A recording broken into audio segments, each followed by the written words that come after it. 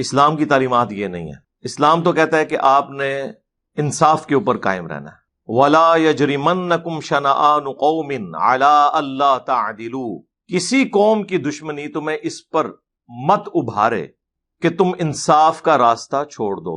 اعدلوا، انصاف کا راستہ اختیار کرو. ہوا اقرب للتقوی، یہی اللہ کے نزدیک تقوی کے قریب ترین ہے، یا تقوی کی روش ہی یہی ہے کہ آپ انصاف کا راستہ اختیار کریں.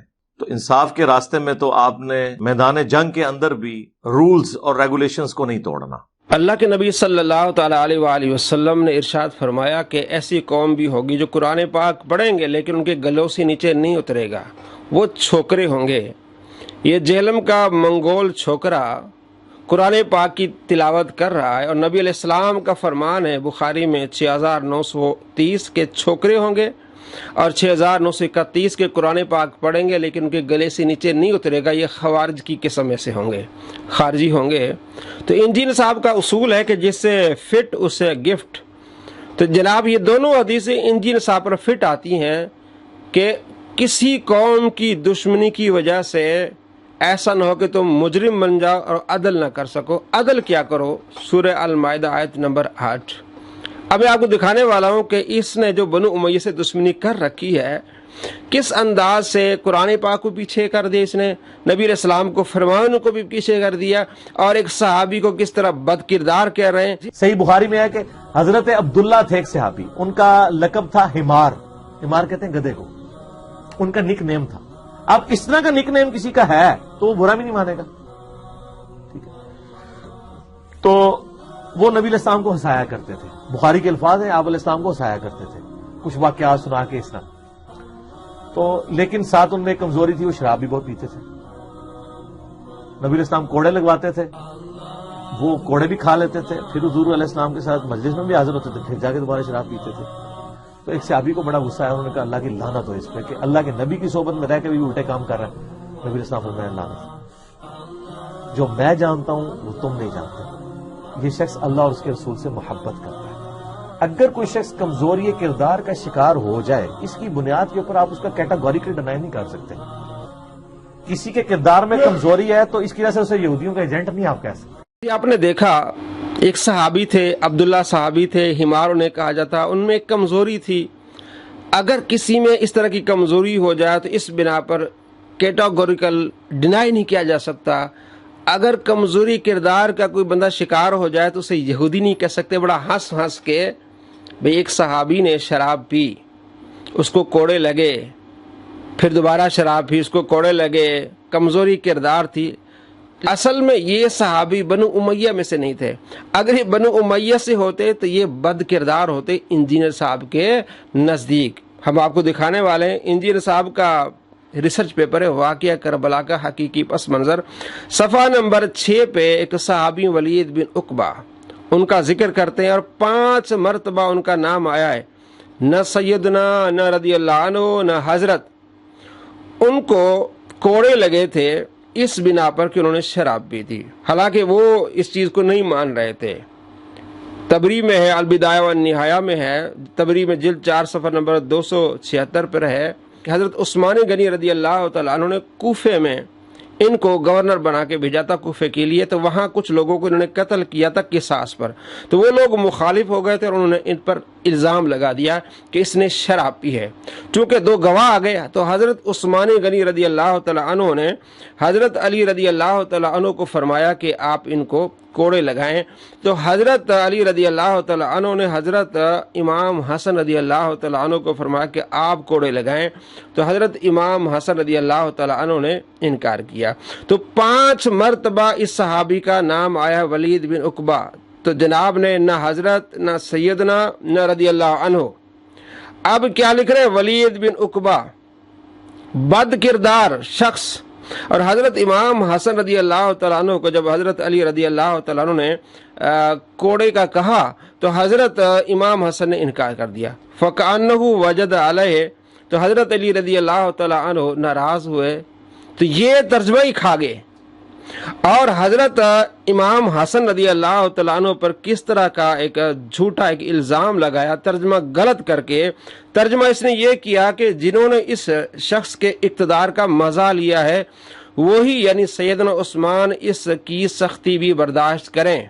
حالانکہ ترجمہ اس طرح ہے، اسلام 360 دیکھ لیں آپ، کہ اس خلافت کی ناگوار باتیں بھی انہی کے سپرد کیجئے جن کے سپرد اس کی خوشگوار ہے. یعنی وہاں امن ہے، خوشگواری ہے، تو بھی حضرت عثمان غنی رضی اللہ تعالیٰ عنہ کی حکومت کو فائدہ ہو رہا ہے. اب یہ ناگوار باتیں انہی کو سپرد کیجئے، یہ بات کی حضرت امام حسن رضی اللہ تعالیٰ عنہ نے. تو مرزا صاحب نے کس طرح تلخی سے ترجمہ کیا کہ اس شخص کے اقتدار کا مزہ لیا ہے، جنہوں نے اس شخص کے اقتدار کا مزہ لیا ہے وہی اس کی تلخی بھی برداشت کرے، یعنی حضرت عثمان غنی رضی اللہ تعالیٰ عنہ. تو حضرت عثمان غنی پر یہ الزام لگایا کہ وہ اقتدار کے لیے آئے تھے اور اقتدار کا مزہ لے رہے تھے. ایک بات یہ کہ اس صحابی کا نام لیا بڑے لاٹلی موڈ میں، اور یہاں اس صحابی کا 5 مرتبہ نام لیا، نہ رضی اللہ عنہ، نہ سیدنا، نہ حضرت، بلکہ کیا لکھا نوٹ. دراصل سیدنا حسن بن علی رضی اللہ تعالیٰ عنہ کو ولید بن عقبہ جیسے بد کردار شخص، بد کردار، وہاں کیا کہا، کمزوری کردار، کتنے لائٹلی موڈ میں، چونکہ وہ بنو امیہ میں سے نہیں تھے. اس لیے اللہ فرماتا ہے کہ کسی قوم کی دشمنی تمہیں مجرم نہ بنا دے. دیکھیں ہم یہاں بنو امیہ کے سیاہ کارناموں کی صفائی کے لیے نہیں بیٹھے، ہم یہ کریں کہ عدل، جو آپ عدل کی بات کر رہے ہیں، ٹروتھ لور، آپ ٹروتھ لور نہیں ہیں، آپ جھوٹے ہیں. کم سے کم صحابی کا ادب کریں. ایک صحابی کے بارے میں آپ کی رائے ایک ہے اور دوسرے صحابی کے بارے میں آپ کی رائے دوسری ہے. ایک صحابی شراب پیتا ہے، پھر کوڑے لگتے ہیں، پھر شراب پیتا ہے، آپ کہتے ہیں کمزوری کردار ہے، اور دوسرا صحابی شراب پیتا ہے تو آپ کہتے ہیں بد کردار ہے.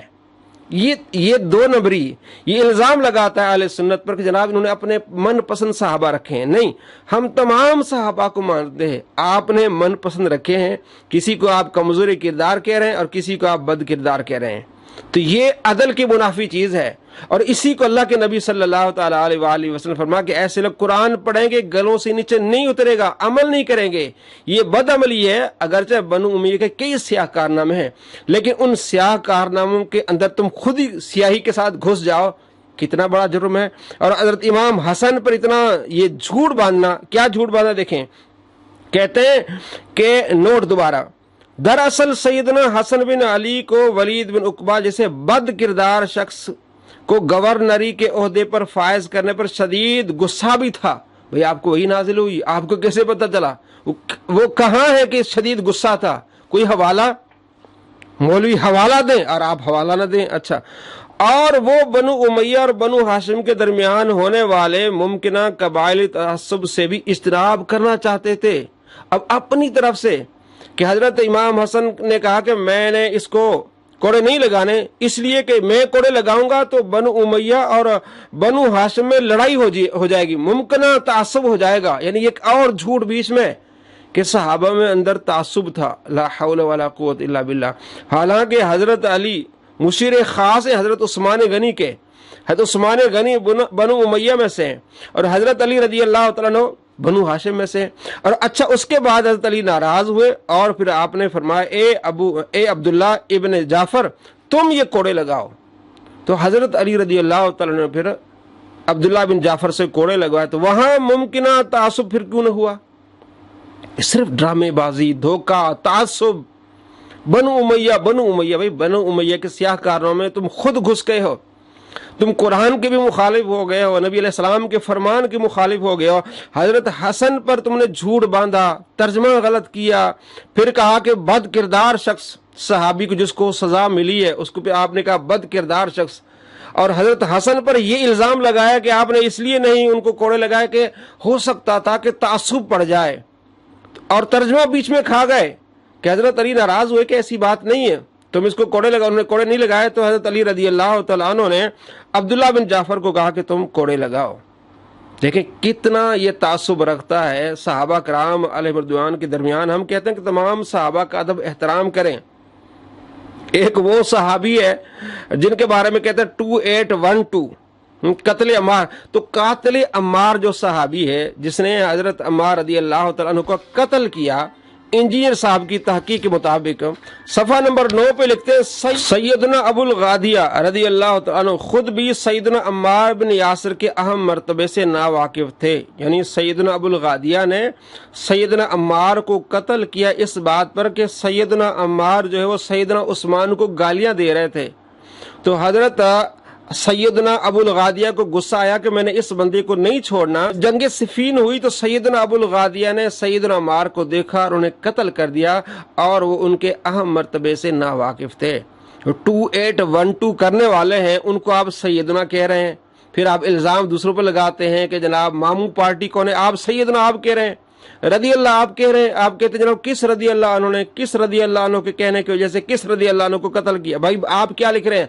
आप ये कह रहे हैं कि सैयदना ने मेरे सरदार को मार डाला इसलिए कि मेरा सरदार जिसको मार डाला है वो मेरे दूसरे सरदार मेरी महबूब शख्सियत सैयदना उस्मान को गालियां दे रहे थे। ये आपने लिखा है सफ़ा नंबर 9 पे कि मेरी महबूब शख्सियत को सैयदना अम्मार गालियां दे रहे थे, इसलिए सैयदना अबुल गादिया ने कत्ल कर दिया।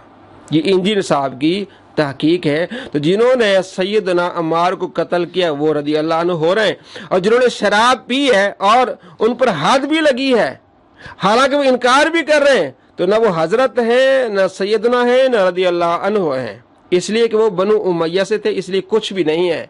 तो इसको अल्लाह ने फरमाया है, वला यजरिमन्नकुम शनआन कौमी अल्ला तादिलू, ऐसा ना हो कि किसी कौम की दुश्मनी तुम्हें मुजरिम बना ले, तुम अदल ना कर सको। तो बनु उमैया में से जिसे आप कहते हैं मेरी महबूब शख्सियत, उस महबूब शख्सियत के सौतीले भाई थे हजरत उस्मान के वलीद बिन उकबा, सौतेले भाई थे। तो जिससे बंदा मोहब्बत करता है उनके भाइयों से मोहब्बत करता है, तो ये कैसी मोहब्बत है? आप कहते हैं मेरी महबूब शख्सियत है उस्मान गनी, तो आप उनके सौतीले भाई के बारे में ये कह रहे हैं कि वो बदकिरदार थे, हालांकि उन्हें सजा भी मिली है उनके जुर्म पर और सारा कुछ ये आपने लिखा, उसके बावजूद आप बद किरदार कह रहे हैं, और दूसरी तरफ आप कह रहे हैं कमजोरी किरदार। तो ये आपके दो ये रुख हैं। अवाम को पता होना चाहिए कि ये 2 नंबर है, ट्रुथ लवर नहीं है। सहाबी का अदब करना चाहिए, सजा मिली उसके बावजूद आप हजरत कह देते, रदी अल्लाह अन्हु कह देते, लेकिन आप नहीं कह रहे। दूसरी तरफ आप कमजोरी किरदार की बातें कर रहे हैं, मतलब आपके दिल में काला है। नबी अलैहिस्सलाम के सहाबी के बारे में आप बदकिरदारी के अल्फाज भी इस्तेमाल कर रहे हैं, और आप एक गाली दे रहे हैं, और हज़रत हसन पर झूठ बोल रहे हैं, हज़रत अली रदी अल्लाह तआला अन्हु पर झूठ बोल रहे हैं। अल्लाह ताला आपको इन झूठों से बचाए। अस्सलामु अलैकुम व रहमतुल्लाहि व बरकातहू।